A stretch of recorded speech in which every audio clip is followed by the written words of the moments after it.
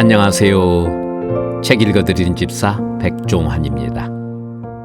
오늘의 낭독은 우리 역사 속의 장애 인물을 살펴보고자 하는데요. 세종대왕은 후천적 시각 장애인이었다는 사실을 알고 계십니까? 조선시대 마지막 황제 순종은 자폐인이었고요.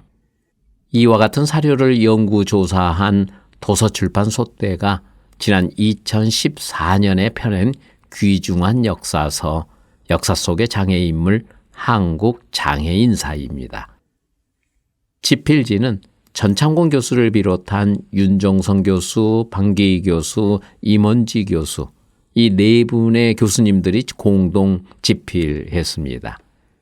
연구 방법은 실록이나 야사, 문집, 문학작품, 그림 등등 다양한 자료를 수집해서 해당 장애인의 인물 속의 장애 유형, 생애 업적, 그리고 현대적 의미 등을 순서로 살펴보았습니다.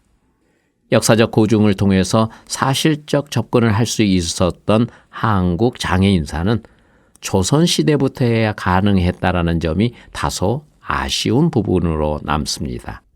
물론 조선시대 이전에도 야사나 일화를 통해서 전해 내려오는 훌륭한 장애 인물이 있었지만 실제와는 다른 부분들이 많아서 한국 장애인사는 역사적 고증이 가능했던 조선시대 인물로 채워져 있습니다. 아쉽기는 하지만 조선시대의 장애 명칭과 유형, 그리고 조선시대의 장애인에 대한 인식, 복지 정책 등을 살펴볼 수가 있습니다. 그러면 오늘은 장희빈의 아들로 비극적인 삶을 살았던 경종은 성기능 장애인이었습니다를 살펴보겠습니다.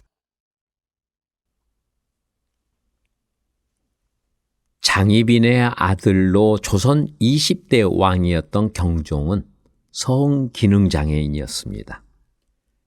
경종은 숙종과 희빈장 씨의 아들로 조선 20대 왕이었습니다.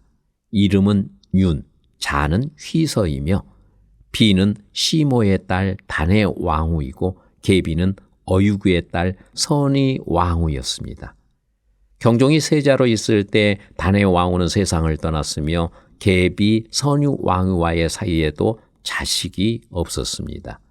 두 명의 비를 맞이하였음에도 후사를 얻지 못한 경종은 성기능 장애를 갖고 있었습니다. 숙종 27년 폐비된 장희빈은 사약을 받기 전 마지막으로 아들인 경종을 보게 해달라고 간청했다. 숙종은 처음에는 거절하였으나 인정에 끌려 결국 이를 허락하였다. 세자가 오자 장희빈은 갑자기 이씨 집안의 씨를 말리겠다고 저주하며 경종의 하초를 잡아당겼다. 급기야 경종은 그 자리에서 기절했고 급소를 다쳐서인지 그 후 후유증에 시달렸다. 경종의 정신은 희미해지고 양쪽 어깨가 축혀 올라붙었으며 걸음걸이도 음량을 모르는 내시가 걷는 것과 같았다. 경종이 성기능 장애를 얻게 된 일화입니다. 경종은 1720년부터 1724년까지 4년 동안 재위하였는데 당시는 노론, 소론, 당쟁이 절정기였습니다. 경종은 세자에 책봉되는 순간부터 논란의 대상이었습니다. 폐비 장희빈의 소생이라는 것은 그에게 꼬리표처럼 따라붙었고 정치적으로는 남인계에 속하기에 당시 서인들은 그의 세자 책봉을 완강히 반대했습니다. 경종은 긴장 속에서 많은 적들과 싸워야 했습니다. 다행히 아버지 숙종의 총애를 받으며 세자가 되었으나 어머니 희빈장 씨의 끔찍한 죽음은 경종의 몸과 마음을 더더욱 병약하게 하여 우울증을 앓게 했습니다. 경종의 성기능 장애는 이러한 정신적 스트레스와 육체적 질환으로 인해 더욱 심해졌던 것으로 추정됩니다. 다음 자료를 살펴보겠습니다. 근심과 두려움이 쌓여 병을 이루었고 깊어갈수록 더욱 고질화해서 즉위한 이래로 정사를 다스리는 데 게을리하였고 조회에 임해서는 침묵으로 일관하였으며 정사를 여러 아래 신하들에게 맡겼는데 위 글은 경종실록에 기록된 것입니다. 정신적, 육체적으로 병이 깊어진 경종은 소극적이며 방관적인 정치를 할 수밖에 없었던 것입니다.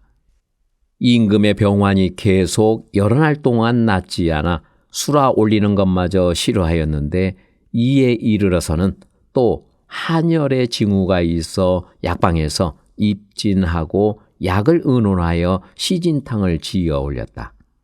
임금이 동궁에 있을 때부터 걱정과 두려움이 쌓여 마침내 형어하기 어려운 병을 이루었고 해를 지날수록 깊은 고질이 되었으며 더운 열기가 위로 올라와서 때로는 혼미한 증상도 있었다. 그래서 계속 국방에서 올린 우황육일산과 곤담환 등 하리의 약재를 복용하였으나 아무런 효험이 없었다. 늘 두려움과 걱정 속에 살아야 했던 경종에게 성기능 장애는 당연한 결과이기도 했습니다.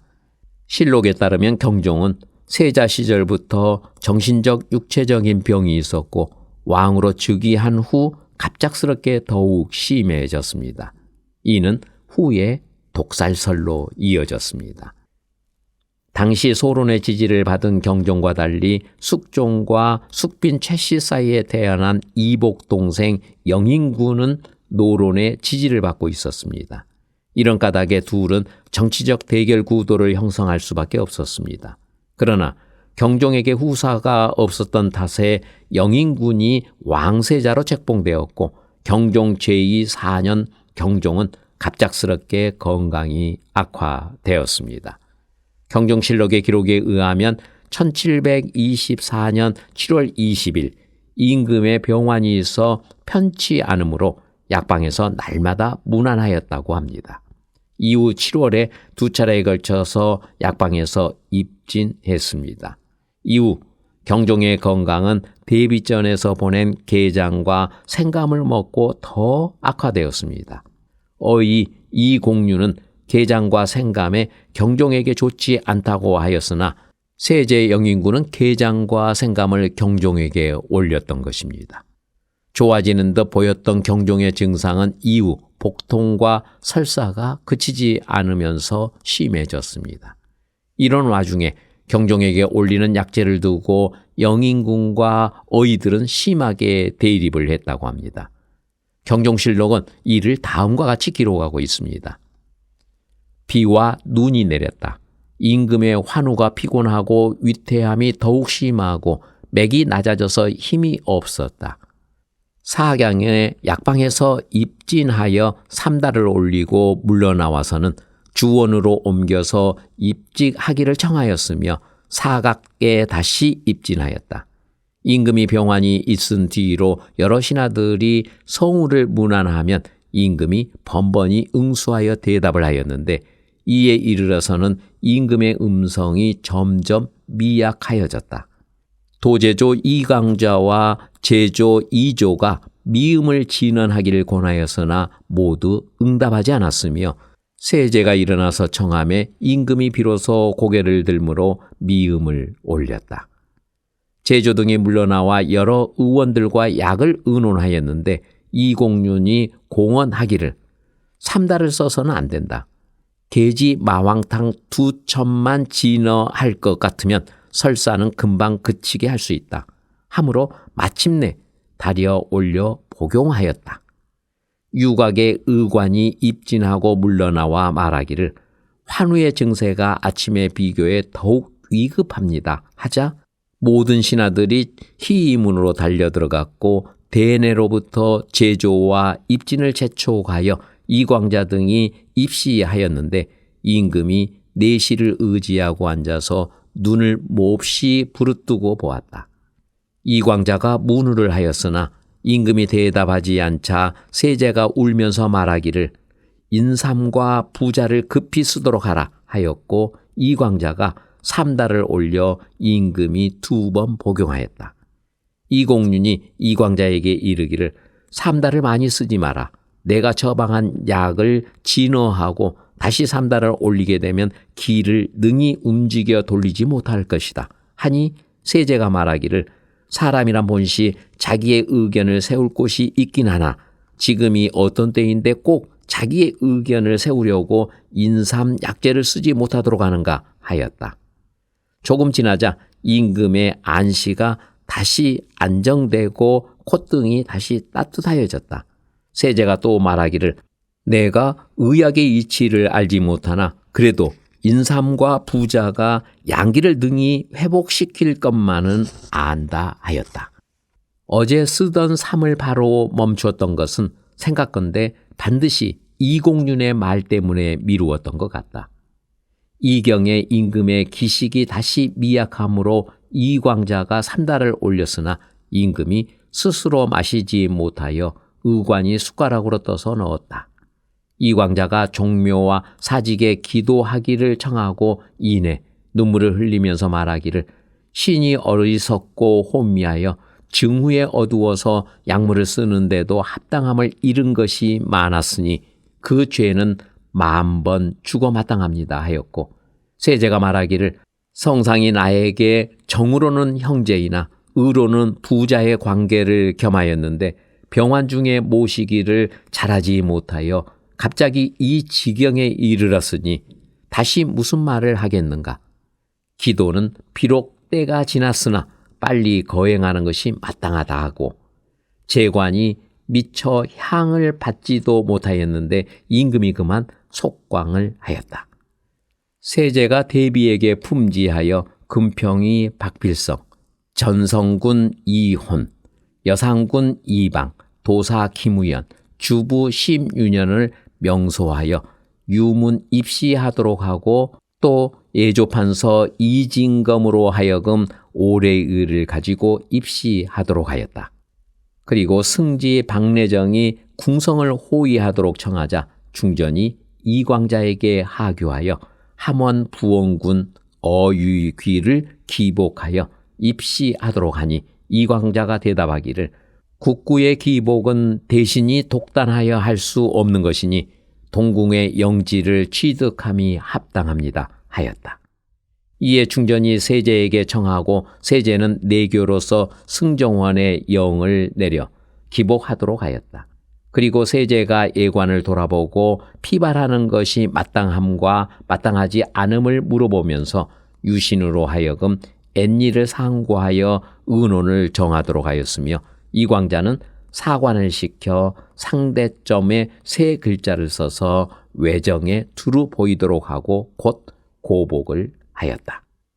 기록에 따르면 영인군이 인삼과 부자를 쓰도록 명했고 이공류는 이 약재들이 경종의 상태에는 해롭다며 반대했습니다.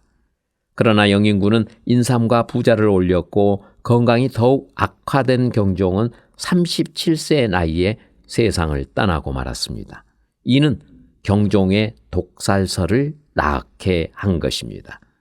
조선 20대의 왕이었던 경종은 독살이라는 불행으로 생을 마감했습니다. 어머니 희빈 장씨의 처참한 죽음을 목격하고 정치적으로 늘 긴장하며 살았던 경종에게 왕실은 두려운 공간이었습니다. 끊임없는 정신적 스트레스가 그를 괴롭히고 허약한 육체는 그의 생을 갉아먹었습니다.